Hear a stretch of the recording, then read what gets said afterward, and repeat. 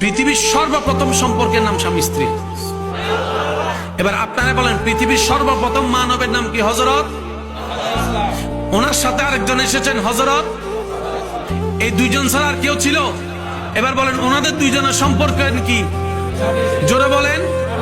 এই পৃথিবীর মাটিতে যারাই সর্বপ্রথম এসেছেন ওনাদের সম্পর্ক ছিল স্বামী স্ত্রী। আল্লাহ স্বামী স্ত্রী সম্পর্ক পৃথিবীর সূচনা করেছেন।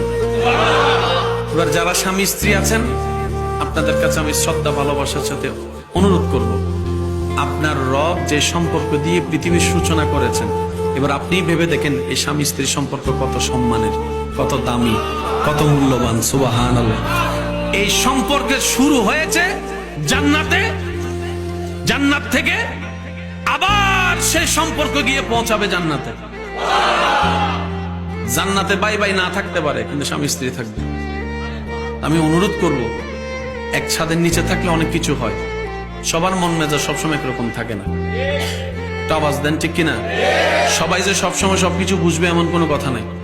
তো সুখে থাকার একটা ফর্মুলা হচ্ছে আশা না রাখা।